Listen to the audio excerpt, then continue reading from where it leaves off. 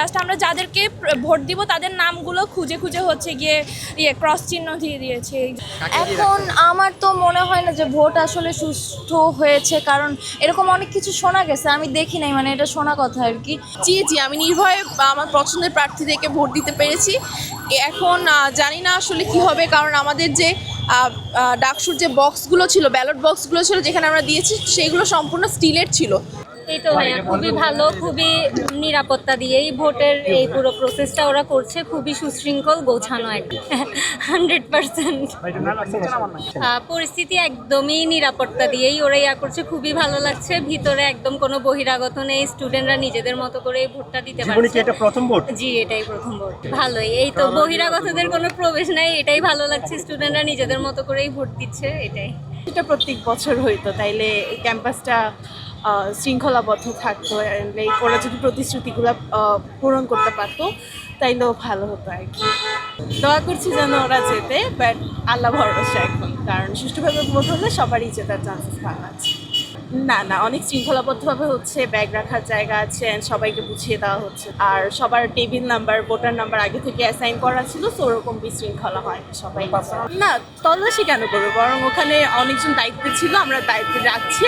কিছু মানুষের চেক করছিল যে আমরা ফোনের পাসওয়ার্ড দিয়ে হচ্ছে।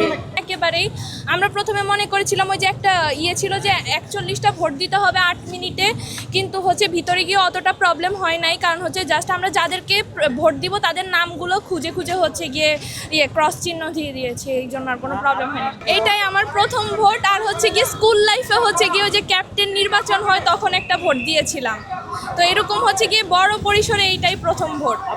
আমাদের প্রত্যাশার জায়গাটা হচ্ছে যেহেতু ঢাকা ইউনিভার্সিটিতে সব জায়গা থেকে স্টুডেন্টসরা পড়তে আসে, তারা যেন আমাদের জন্য নিরাপদ একটা ক্যাম্পাস গঠন করে, যেন হচ্ছে গিয়ে এখানে আসলে আমরা অনেক হোমলি ফিল করি।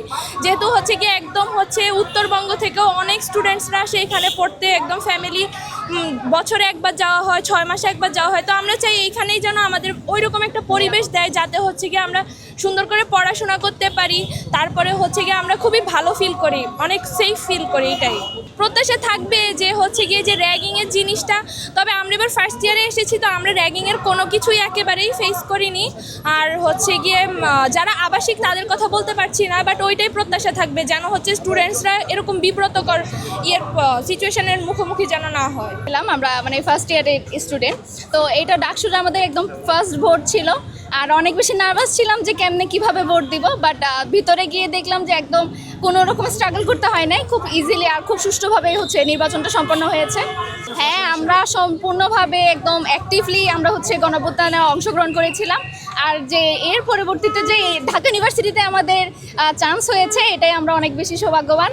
আর আজকে আমরা যাদেরকে ভোট দিয়েছি আশা করি তারাই জয়যুক্ত হবে এবং আমাদের প্রত্যাশা পূরণ করবে এই আশা রাখছি। ভোটের টাইম হচ্ছে মেইনলি 8 মিনিট, বাট আমরা 8 মিনিটের আগে আমরা সবাই শেষ করতে পেরেছি আর কি। ভেতরের পরিবেশ খুবই সুশৃঙ্খল ছিল, কোনো রকমের সমস্যা দেখা যায়নি। আর সব যারা ছিলেন দায়িত্বরত তারা সবাই খুবই কোঅপারেটিভ ছিল, আর আমাদের খুবই সাহায্য করেছে, কোনো রকম সমস্যা হয়। আমরা 9:30টার দিকে এসেছিলাম, আর 10টার মধ্যে আমাদের সামহাও লাকিলি আমরা শেষ করে আসতে পেরেছি। আমাদের হচ্ছে দুপুর 12টার পর থেকেই বেশ কিছু গুজব শোনা যাচ্ছিল, ভিত্তিহীন, আমি জানি না সেগুলো কোনো প্রমাণ আছে কিনা। বেশ কিছু গুজব শোনা যাচ্ছিল যে আগে থেকে নাকি কিছু ব্যালট ফিল আপ করা ছিল, এরকম অনেকেই বলছিল।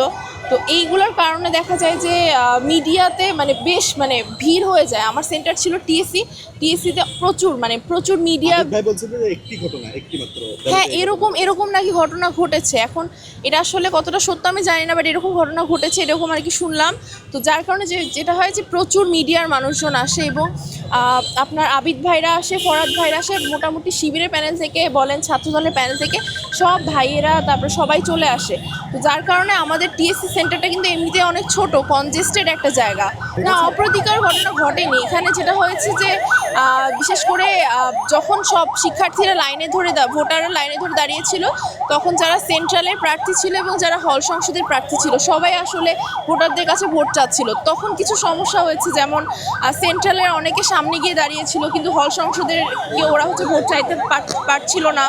তো এরকম কিছু সমস্যা হয়েছে, কিন্তু দিন শেষে যেটা হয় যে প্রচুর মিডিয়ার মানুষজন ছিল এবং হচ্ছে প্রচুর নেতাকর্মীরা আসে, মিডিয়ার মানুষজন ছিল, এই কারণে যেটা হচ্ছে প্রচুর ভিড় হয়ে যায়। জায়গাটা এমনি এমনিতে ভীষণ ছোট, তারপর ভিড় হয়, সেই জন্য আমরা মানে আর বিষয়টা হচ্ছে মিডিয়াতে এমনভাবে আপনার পাবলিশ করা হয়, আমি নিজেও আমাকে বাসা থেকে কল দেওয়া হচ্ছে যে কী হচ্ছে এখানে, কোনো সমস্যা হয়েছে কিনা, যে তোমরা সেফ আছো কিনা, বাট আসলে কিন্তু আনসেফ বা কোনো এমন কিছু ঘটেনি যেটা আমাদের জন্য আনসেফ।